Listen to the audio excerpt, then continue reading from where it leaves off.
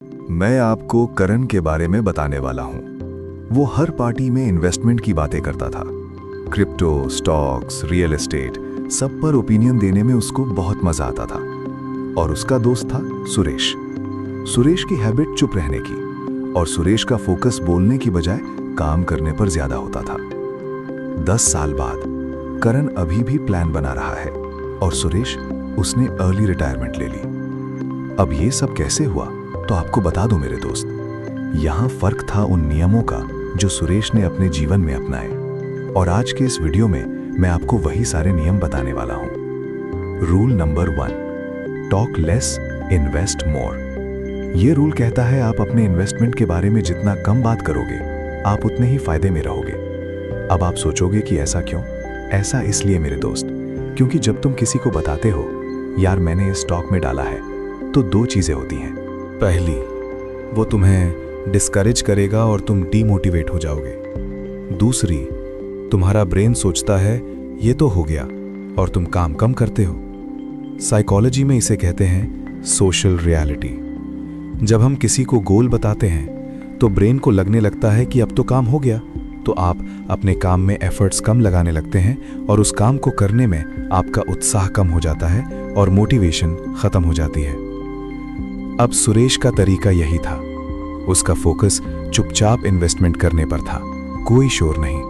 और जब रिजल्ट आता तब भी वो बहुत ज्यादा एक्साइटेड नहीं होता। क्यों? क्योंकि इन्वेस्टमेंट सिर्फ नंबर्स का गेम नहीं है, ये इमोशंस का गेम है।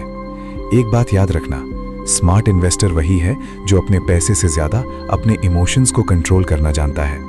आपको भी अपने इमोशंस को कंट्रोल करना आना चाहिए अगर आप भी इन्वेस्टमेंट करके सक्सेस होना चाहते हो। अब बात करते हैं रूल नंबर 2 की।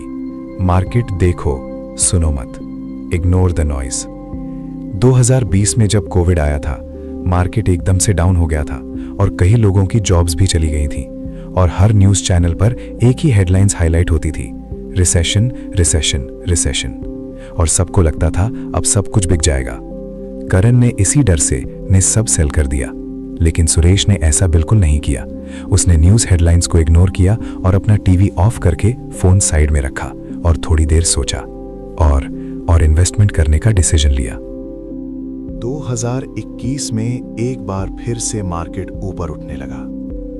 करण को तो पछतावा हुआ, लेकिन सुरेश ने उस टाइम अपने लिए एक नया घर खरीद लिया। सुरेश का नियम था, मार्केट का नॉइज सुनो मत, डेटा देखो। हर क्रैश के बाद मार्केट रिकवर हुआ है, हमेशा। चाहे 1929 हो, 2008 का मार्केट क्रैश हो, या 2020 का, हर बार मार्केट रिकवर हुआ है। और सुरेश ने एनालिसिस किया और बिना किसी देरी के 2020 में कोविड के टाइम इन्वेस्ट करने का डिसीजन लिया। दोस्तों, कोई भी डिसीजन अगर आपको लेना हो तो आप उसकी हिस्ट्री और पास्ट डेटा के बेस पर अपने प्रेजेंट डिसीजन ले सकते हैं, और इनके सक्सेस होने के चांसेस भी बहुत हाई होते हैं। आपका सबसे बड़ा दुश्मन मार्केट नहीं, आपकी घबराहट है और एनालिटिकल पावर की कमी है। स्मार्ट इन्वेस्टर पैनिक में नहीं, पैटर्न में विश्वास करता है। नॉइज टेम्पररी है, डेटा पावरफुल है, पेशेंस प्रॉफिटेबल है। मार्केट को मत सुनो, मार्केट को समझो।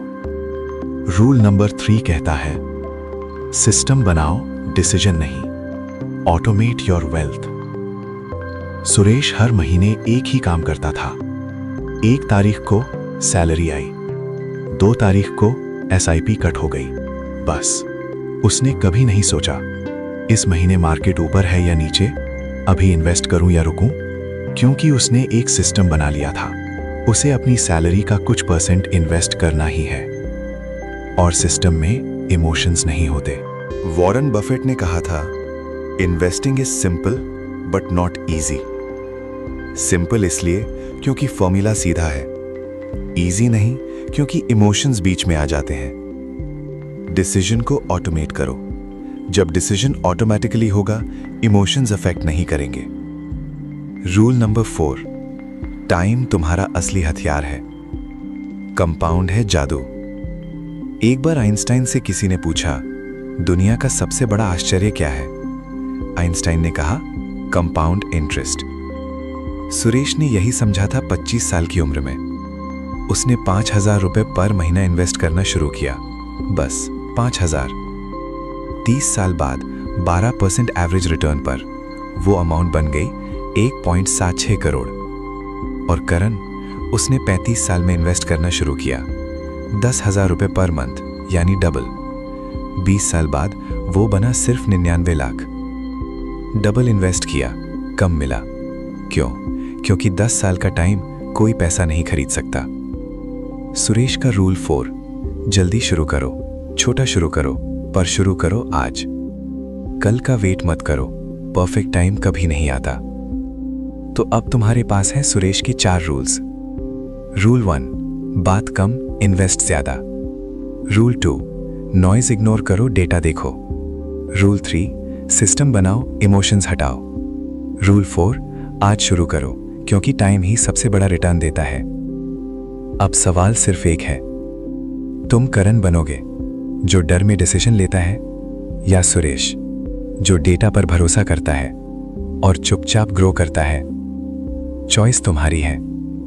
और हां, अगर ये वीडियो काम का लगा तो एक काम करो, चुपचाप शेयर कर दो, बिल्कुल वैसे ही जैसे सुरेश इन्वेस्ट करता है। शोर नहीं, सिर्फ वैल्यू। हमें कमेंट बॉक्स में बताइए आपको ये वीडियो कैसा लगा, और जाने से पहले वीडियो को लाइक और चैनल को सब्सक्राइब जरूर करें। दिस इज रिच माइंड, जहां माइंडसेट बनता है और पैसा फॉलो करता है।